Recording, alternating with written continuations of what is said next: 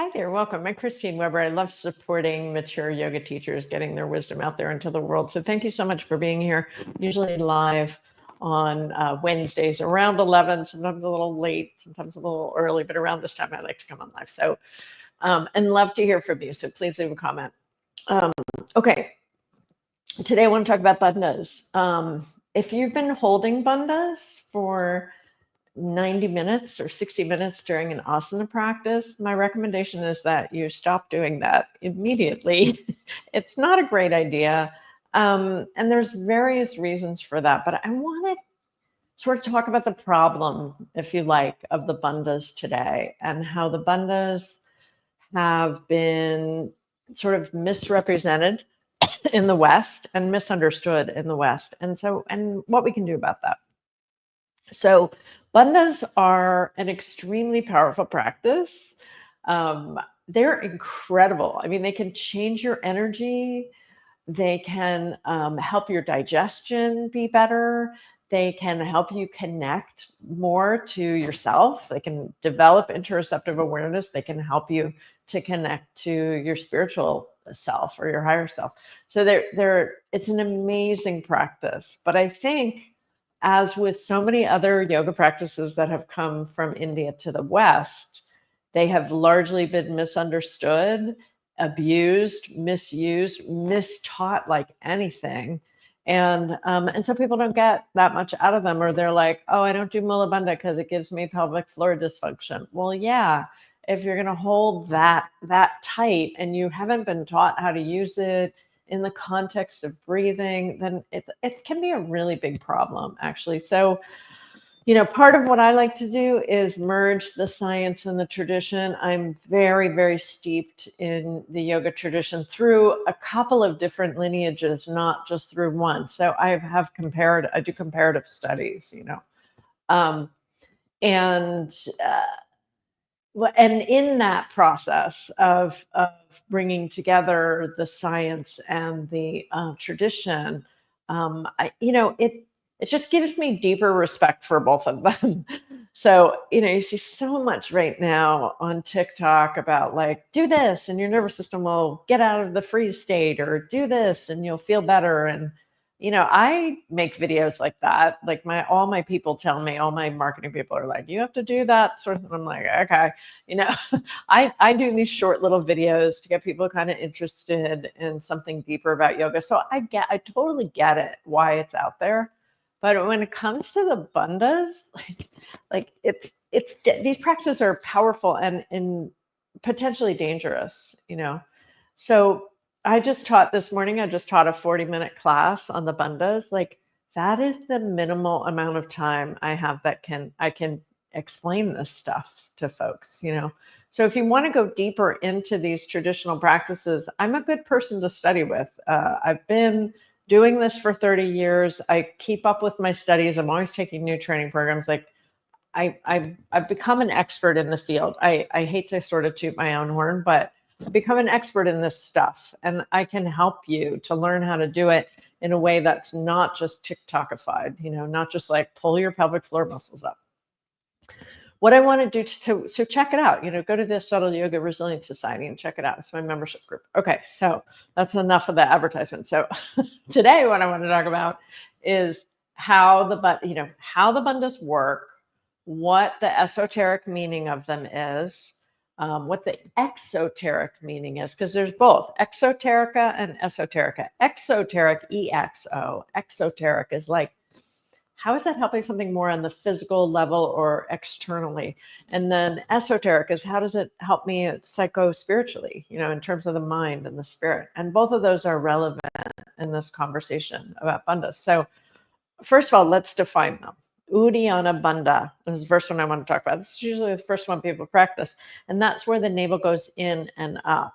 Now, uddiyana bandha is meant to be done on suspension. That means after your exhale, there's a pause. And that's when the navel comes in and up. And I'm leaning forward because uddiyana is often done like this, standing, right, in and up. Now, that's more for an exoteric purpose. Traditionally, that bandha would be done seated in pranayama practice, preparing you for meditation. So asanas prepare for pranayama, which prepares for meditation, and they all go together. It's not like you do some random asanas, do whatever pranayama, do some, it's not like that. There's specific ways you prepare for the bandhas using asana practice, right? So there's specific ways that you prepare for this. A lot of it has to do with twists and forward bending, more Lungana practices. Mula bandha, which is the pelvic floor lock, is typically done after uddiyana. So there's an exhale, there's a suspension of the breath. And by the way, suspending your breath, right? For 4 seconds, 6 seconds, 10 seconds, that's hard. And you have to get there, but asanas help prepare you for it, right? So there's a specific way to do the asanas to prepare you for this action that you're doing in your belly, and then the lifting of the pelvic floor. So they go together. The belly draws in, the navel draws up. There's a lifting towards the diaphragm. And then mula bandha, I describe it like a drawstring. You take those pelvic floor muscles and they come in to the sphincter and lift up, to the sphincter. I mean, it's really not a sphincter. There's several sphincters involved, but it's not so much the anal sphincter. It's more pelvic floor muscles lift in and up. And that is, they're coordinated, right? So uddiyana and mula bandha typically go together in a pranayama practice. And I'll tell you why in a moment, but first I want to describe jalandhara. So jalandhara bandha is the throat lock. And jalandhara bandha is often taught like this, chin to chest, but it kind of misses that. It's not really what jalandhara bandha is about. Jalandhara bandha is very subtle. And really, instead of dropping your chin to your chest, you keep the chest open, pull the throat back, and then lower just a little. It doesn't have to be a massive clenching going on in there. I see people doing it all the time. I see all sorts of videos of people doing this, and it's subtle. It's a subtle practice, and we can do it a little bit. Like I love to do it in, for example, down dog. Inhale, tabletop. On the exhale, start to draw the chin in. I'm still open, so the chin draws down and in, and then lift up into down dog. It's beautiful, and it has a lovely effect on the lengthening of the neck, and as well as on the nervous system, because that's what bandhas are about. The nervous system, exoterically, they're about musculoskeletal in kind of a minor way, and then it gets into the nervous system and the physiology, and then it goes to the esoterica. So that's the progression, right? Okay, so those are three. Oh, and usually retention. Usually jalandhara bandha is done on retention. So it's a little different. When you can combine all the three bandhas in pranayama, it's typically like with something called mahamudra. There's even some variations of mahamudra that are really cool that we're getting into, that I learned from some teachers from a different lineage, that are super useful, and can be very useful, like for women with dealing with menstrual difficulties, menopause issues, pelvic floor dysfunction. All this stuff these things can be applied and very useful. And I've learned some of them from female teachers. I haven't learned everything from male yoga teachers. I've also studied with female teachers. Okay. Anyway, that's just sort of the basic mechanics of the bandhas. Then the exoteric benefits. What are the exoteric benefits? So jalandhara bandha, lengthen the back of the spine, create openness, create a structure in the spine. The whole idea when the yogi meditates, that straight spine is everything, right? And also there may be some benefits to the thyroid. Like there's no evidence based for that, but there may be something going on, or at least the glands in the neck. So it may have some immune benefits. Uddiyana. What's uddiyana for? Uddiyana is about supporting digestive function, digestive fire for sure. What's mula bandha for? So in exoterically, the idea, and it gets a little more wonky with mula bandha, I guess you could say, because it's not so obvious. The idea with mula bandha is that the large intestine is eliminating the food waste, but the food waste is hanging out in the large intestine. And this is Western science too. Well, I don't know if it's Western science, but at least it's Western sort of naturopathic science. The idea is that as the stool hangs out in the large intestine for a while, some of the toxins get reabsorbed back into the body. And so the yogis understood that, and they thought you lift the pelvic floor up to meet the fire of the belly, so that the Jata Agni, the digestive fire, can powder it down, can eliminate it, can turn it into ash. So some of the words they use in order to release the toxins better. So it's it's more like an elimination function, you could say, right? Okay. Then we get to the esoteric meaning of these bandhas. So this is where it gets really interesting. So the Jalandhara bandha is meant to prevent the descent of the soma or amrita, the divine nectar that is that emerges, that is released from deep meditation practices. So prevent the descent of it. That's the esoteric meaning, right?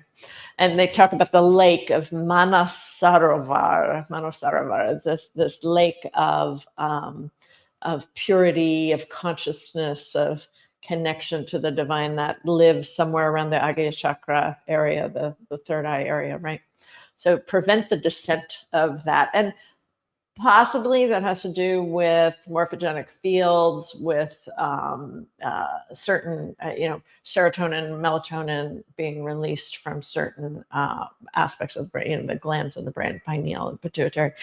Maybe, I don't have the science. I don't think science has the science yet to really clearly understand what the yogis were talking about, but they were on to something interesting, and they thought this action. And by the way, that's why Sahasrara chakra shifts from here to the bindu, right? So Sahasrara chakra is typically thought of as being 10 finger widths above Agya chakra. So right at the vertex or the crown of the head, right? But then as you're doing Jalandhara bandha, guess what? The energy shifts back here because you're practicing in Jalandhara bandha, right? It's wild. Like the energy body starts to shift on the physical body. Depending on where you are. Now, I actually typically use Sahasrara here on the crown when I do my dhyan practices, which include, the visualization of the deity on the lotus flower and all that stuff, like those very esoteric practices. I do a lot of, I've been doing that for years and years. And that idea is here at the crown chakra, but it's even a little bit off the body in the biofield and the energy field around the body. Now, so the idea of Jalandhara bandha preserves some of that soma so it doesn't descend into the worldly efforts of the belly, right? The belly is the energy center of our worldly efforts, according to the tradition. And so the energy would descend down. So why do you do uddiyana? Because uddiyana vaporizes the soma and sends it back up. This is all the esoteric stuff, and lets it vaporize back up into the lake so that you can continue with your expansive experiences. And then why mula bandha? Well, obviously there's an esoteric idea here, and it is in the region of the first and second chakras. You're lifting the energy up, and the idea is that you ascend the sexual energy, the powerful imperative energy of sexuality, that you ascend it, use that energy to open up the central channel pathway so that the expansive experience, right? Sahasrara chakra is always shown as 1,000 petals. The idea of it's like a halo, the idea of having that expansive experience in meditation. So that's the esoteric meaning of bandhas. Right? It's so different than please do 90 minutes of mula bandha because it's good for you for reasons that are not explained. It's really different. The idea is use a little bit of the bandhas in your asana practice, a little bit, like play with it. Play with the navel drawing in on your exhale and that little pause after the exhale. Play with it a little bit so you feel them. When you inhale, so the bandhas the lower bandhas soften, right? It's the end of the inhale. That Jalandhara happens, but it's hard to do all of them in an asana practice, and there's really no reason to.